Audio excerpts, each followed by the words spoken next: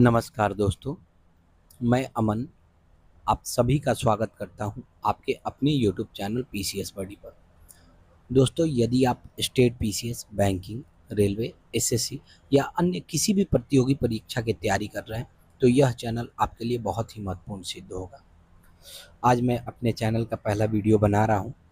इसमें हम भारतीय राज्य व्यवस्था विषय से जुड़े एक बहुत ही महत्वपूर्ण टॉपिक को समझने का प्रयास करेंगे।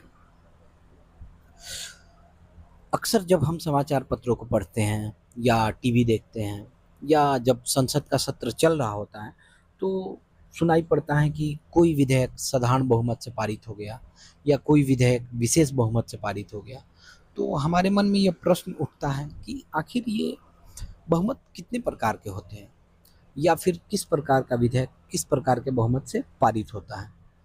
तो इन्हीं सभी विषयों को ध्यान में रखते हुए आज हम इस वीडियो में बहुमत के प्रकार को बिल्कुल ही सरल भाषा और कॉन्सेप्ट के साथ समझने का प्रयास करेंगे और कोशिश यह रहेगी कि इस वीडियो के अंत तक आप ये जान पाए कि बहुमत कितने प्रकार के होते हैं तथा विधेयक कोई भी विधेयक या प्रस्ताव किस प्रकार के बहुमत से पारित किया जाता है। तो चलिए टॉपिक का श्री गणेश किया जाए। दोस्तों, भारतीय संसदीय व्यवस्था में मुख्यतः इन्हीं 4 प्रकार के बहुमत को देखा जाता है, जिसमें से शुरुआती ये 3 साधारण बहुमत, प्रभावी बहुमत और विशेष बहुमत का उल्लेख भारतीय संविधान में मिलता है, जबकि ये अंतिम पूर्ण बहुमत का उल्लेख भारतीय संविधान में नहीं प्राप्त होता है, परंतु इसकी अपनी महत्ता है। तो आइए एक एक कर इनका अध्ययन किया जाए। सबसे पहले हम लोग साधारण बहुमत को समझने का प्रयास करते हैं। मान लीजिए कोई विधेयक किसी सदन के पटल पर प्रस्तुत किया गया, तो उस विधेयक के पक्ष में उपस्थित और मतदान करने वाले सदस्यों का बहुमत प्राप्त होता है तो वो विधेयक साधारण बहुमत से पारित माना जाता है, अन्यथा वो विधेयक पारित नहीं होगा। अब यहाँ ध्यान देने वाली बात है कि उपस्थित और मतदान करने वाले सदस्यों का बहुमत, ये मुख्य कंडीशन है। इसके लिए हम लोग सामान्यतः 50% + 1 के सिद्धांत को मानते हैं। इससे और अच्छे से समझने के लिए एक उदाहरण लेते हैं हम लोग। अभी मान लीजिए कि उस विधेयक को लोकसभा में पेश किया जा रहा है, ठीक। तो लोकसभा में वर्तमान में 543 सदस्य हैं, ठीक। अब प्रतिदिन सारे सदस्य तो आते नहीं हैं, तो चलिए मानते हैं कि जिस दिन विधेयक को सदन के पटल पर रखा गया उस दिन सदन में 200 लोग उपस्थित थे, ठीक। अब जब उस विधेयक पे वोट कराया गया तो महज 180 लोगों ने ही सदन में उस विधेयक पे वोट किया, ठीक। तो साधारण बहुमत से पारित होने का मूल कंडीशन क्या है? उपस्थित और मतदान करने वाले सदस्य। केवल उपस्थित होने वाले सदस्य नहीं, उपस्थित होकर मतदान करने वाले सदस्य, जो कि यहाँ 180 है, हमारे उदाहरण में 180 है। तो हमें 180 का बहुमत प्राप्त करना है।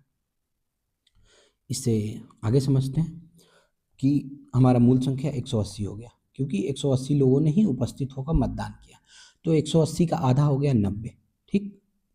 50% 90 हो गया और मूल सिद्धांत क्या है? 50% + 1 91। तो उस विधेयक के पक्ष में 91 मत प्राप्त होते हैं तो विधेयक साधारण बहुमत से पारित माना जाता है, और अगर 91 से कम मत प्राप्त होते हैं तो विधेयक पारित नहीं होगा, ठीक। चलिए एक और कंडीशन लेते हैं कि मान लीजिए कि 180 नहीं, उस पर 179 लोगों ने वोट किया, ठीक। तो अब 179 का आधा कितना हो जाएगा? 89.5, ठीक। अब ये तो 89.5 या तो सांसद या तो विधायक जी को आधा आधा किया नहीं जा सकता है, तो 89.5 के लिए ऐसी कंडीशन आती है। तो इसके लिए एक गणितीय सुविधा ली गई है कि जब भी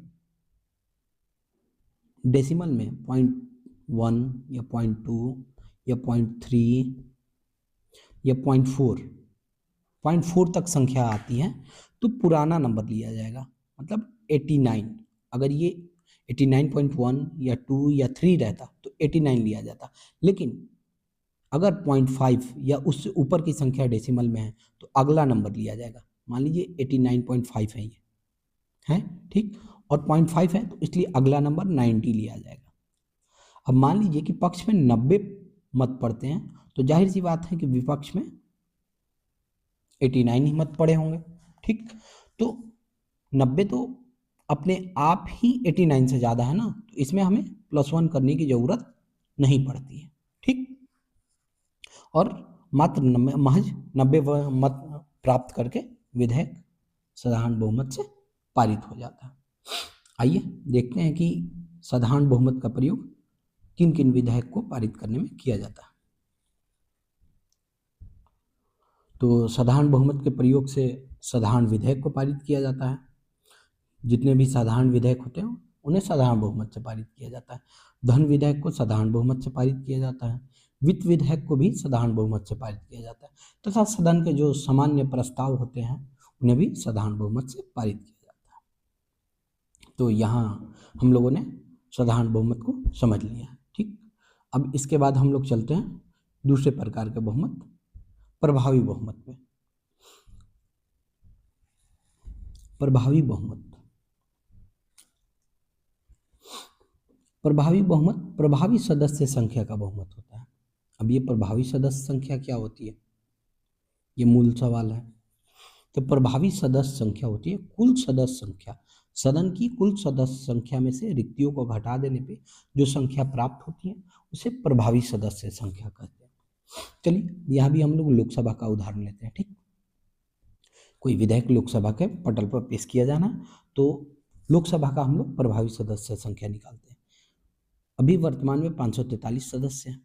अब मान लीजिए कि कोई ऐसी स्थिति उत्पन्न हो गई या देशवासियों का सौभाग्य रहा कि 2 सांसद लोग नहीं रहे, भगवान को प्यारे हो गए, हो सकता है भाई कार्यकाल के दौरान प्यारे हो गए, तो 2 सदस्य कम हो गए। ठीक, और आजकल इतनी परीक्षाओं के पेपर लीक हो रहे हैं, बहुत सारी घटनाएं हो रही हैं, तो जिससे आहत होकर मान लीजिए किसी का जमीर जाग गया, तो चलिए मान लेते हैं कि 2 लोगों ने अपना त्यागपत्र दे दिया, रेजिग्नेशन दे दिया। ठीक, और 2 या 3 लोगों को मान लेते हैं कि उनका निर्वाचन रद्द हो गया किसी कारण से, उनके चुनाव में कुछ गड़बड़ी थी या कुछ भी, तो उनका निर्वाचन रद्द हो गया। तो कुल कितनी रिक्तियां हो गई, 2 2 4 और 3 7 रिक्तियां हो गई। तो अब प्रभावी सदस्य संख्या ज्ञात करने के लिए हम लोग 543 में से 7 को घटा देते हैं तो कुल संख्या आती है, मुख्य संख्या आती है 536। तो ये हमारी प्रभावी सदस्य संख्या है। अब कोई विधेयक प्रस्ताव 536 का बहुमत प्राप्त करता है तो वो विधेयक प्रभावी बहुमत से पारित माना जाता है। आइए देखते हैं इस बहुमत का प्रयोग कहाँ कहाँ किया जाता है। प्रभावी बहुमत का प्रयोग लोकसभा के अध्यक्ष एवं उपाध्यक्ष को अपने पद से हटाने में किया जाता है। राज्यसभा के उपसभापति को अपने पद से हटाने में प्रभावी बहुमत का प्रयोग किया जाता है। विधानसभा के अध्यक्ष एवं उपाध्यक्ष को अपने पद से हटाने के लिए प्रभावी बहुमत का प्रयोग किया जाता है। और अगर किसी राज्य में विधान परिषद उपस्थित है तो उसके सभापति और उपसभापति को हटाने में भी प्रभावी बहुमत का प्रयोग किया जाता है।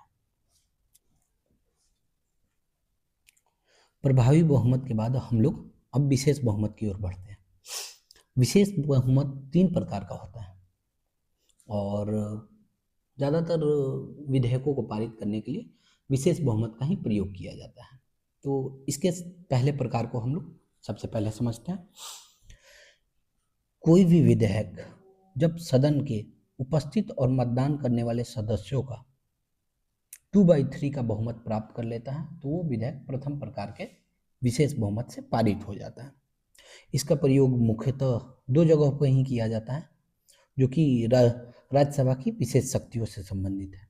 कौन कौन सी, तो आर्टिकल 249 और 312 के प्रयोग में। आर्टिकल 249 हो गया कि राज्यसभा सदन को राज्य सूची के विषय पर कानून बनाने का अधिकार दे देता है, और आर्टिकल 312 के तहत राज्यसभा अखिल भारतीय सेवाओं का गठन कर सकता है। तो इन दोनों संबंधित विधेयक को पारित होने के लिए प्रथम प्रकार के विशेष बहुमत को प्राप्त करना अनिवार्य है, जिसके लिए उपस्थित और मतदान करने वाले सदस्यों का 2/3 प्राप्त होना चाहिए उस विधेयक के पक्ष में। हम लोग वही पुराना अपना मानते हैं कि उपस्थित और मतदान करने वाले सदस्य 180 हैं अपने पास, गणना की आसानी रहेगी। तो 180 का 2/3 निकाल लेते हैं हम लोग,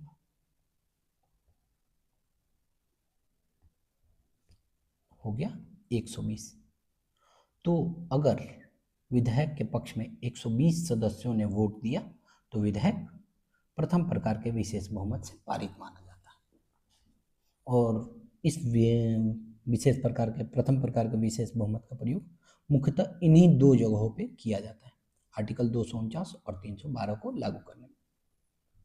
आइए इसके बाद हम लोग दूसरे प्रकार के विशेष बहुमत को समझते हैं। दूसरे प्रकार के विशेष बहुमत को पारित, किसी भी विधेयक को दूसरे प्रकार के विशेष बहुमत से पारित होने के लिए 2 कंडीशन को फुलफिल करना पड़ता है। पहला कंडीशन है वही उपस्थित और मतदान करने वाले सदस्यों का 2/3 प्राप्त हो उस विधेयक के पक्ष में, तथा दूसरा कुल सदस्य संख्या का आधा प्राप्त हो। ये पहला कंडीशन हो गया और ये दूसरा कंडीशन हो गया। और कोई एक नहीं, दोनों कंडीशन फुलफिल हो तभी विधेयक पारित होता है दूसरे प्रकार के विशेष बहुमत से। आइए इसे समझते हैं। वर्तमान में लोकसभा में 543 सदस्य हैं, ठीक। तो इनका आधा हो गया 273, एक्चुअली 271.5 आएगा, तो वही डेसिमल वाला रूल आगे बढ़ गया, 272 हो गया, ठीक। तो कुल का आधा हो गया 272, पहला कंडीशन। दूसरा कंडीशन हो गया, अब मान लेते हैं, एक उदाहरण लेते हैं हम लोग कि 15 तारीख को लोकसभा के पटल पर विधेयक प्रस्तुत किया गया, ठीक। तो उस दिन सदन में 300 लोग उपस्थित हैं। 300 लोगों में से 200 लोगों ने विधेयक के पक्ष में वोट दिया और 100 लोगों ने विपक्ष में वोट दिया, ठीक। 200 लोगों ने बोला कि विधेयक पारित होना चाहिए और 100 लोगों ने बोला कि विधेयक पारित नहीं होना चाहिए, ठीक। तो 200 जो संख्या है ये 100 से ज़्यादा तो है, परंतु ये 200 संख्या कुल के आधे संख्या से ज़्यादा नहीं है, अतः 15 तारीख को यह विधेयक पारित नहीं होगा। अब लेते हैं दूसरे दिन 16 तारीख में, अगले दिन मान लीजिए इस विधेयक को दोबारा से पेश किया गया, तो उस दिन मान लेते हैं कि 460 लोग उपस्थित हुए, ठीक। और विधेयक पे 450 लोगों ने ही वोट किया, ठीक। तो हमारी मूल संख्या 450 ही हुई उपस्थित और मतदान करने वाले। अब 450 लोगों में से 300 लोगों ने विधेयक के पक्ष में वोट दिया और 150 लोगों ने विधेयक के विपक्ष में वोट दिया, ठीक। अब ये 300 जो संख्या है ये कुल के आधे से ज़्यादा है, तो ये दोनों कंडीशन फुलफिल कर रहे हैं, उपस्थित और मतदान करने वाले सदस्यों का 2/3। अब 450 का 2/3 निकालिएगा तो वो 300 से कम ही आएगा, तो ये उपस्थित और मतदान करने वाले सदस्यों का 2/3 से अधिक भी है और कुल सदस्य संख्या की आधे से अधिक भी है। तो 16 तारीख को ये दोनों कंडीशन फुलफिल हो रही है, तो इस दिन यह विधेयक पारित माना जाएगा, ठीक।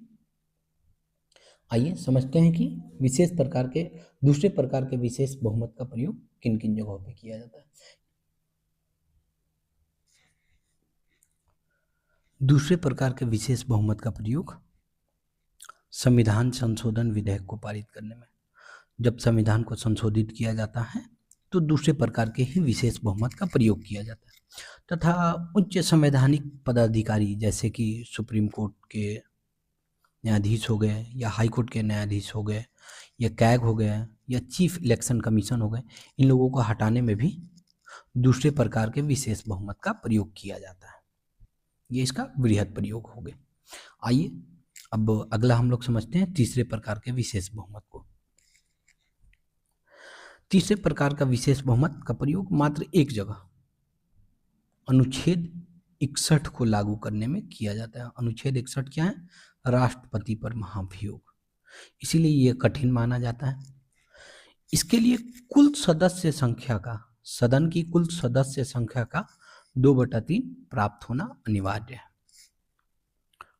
चलिए वही उदाहरण लेते हैं। लोकसभा का 543 सदस्य हैं, तो राष्ट्रपति पर महाभियोग लगाने के लिए हमें लोकसभा के कुल सदस्य संख्या का 2/3 प्राप्त करना होगा, 362। तो राष्ट्रपति के महाभियोग वाले विधेयक पर 362 लोगों की लोकसभा में सहमति बनेगी, तभी वो विधेयक लोकसभा से पारित माना जाएगा, अन्यथा नहीं। इसीलिए राष्ट्रपति पर महाभियोग एक कठिन प्रक्रिया मानी जाती है। आइए तीनों प्रकार के बहुमतों को समझने के बाद हम लोग अगला बहुमत समझते हैं, जो कि संविधान में उल्लेखित नहीं है, फिर भी बहुत ही महत्वपूर्ण है। वो है पूर्ण बहुमत। पूर्ण बहुमत का उल्लेख संविधान में कहीं नहीं है, परंतु इसका प्रयोग होता है, कहाँ होता है?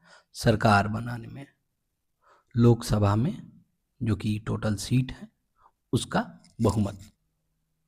वीडियो के अंत में हम पूरी क्लास का एक क्विक रिकैप ले लेते हैं। तो सबसे पहले हमने पढ़ा साधारण बहुमत। साधारण बहुमत में हमने पढ़ा कि उपस्थित और मतदान करने वाले सदस्यों का बहुमत चाहिए, तो वो विधेयक साधारण बहुमत से पारित हो जाता है। दूसरा बहुमत हमने पढ़ा प्रभावी बहुमत। इसमें प्रभावी सदस्य संख्या का बहुमत प्राप्त करना अनिवार्य है। प्रभावी सदस्य संख्या क्या है? तो कुल सदन की कुल संख्या में से रिक्तियों को घटा दिया जाता है, तो प्रभावी सदस्य संख्या निकल आती है और उसका बहुमत से वो विधेयक पास हो जाता है। इसके बाद हमने पढ़ा विशेष बहुमत। इसमें भी हमने 3 प्रकार का पढ़ा, और सबसे अंत में हमने पढ़ा पूर्ण बहुमत, जो कि कुल सदस्य संख्या का होता है। तो दोस्तों आज हमने बहुमत के सभी प्रकारों को विस्तार से समझा। अब मैं ये उम्मीद करता हूँ कि यह टॉपिक आपके लिए पहले से ज़्यादा स्पष्ट हो गया होगा। तो अगर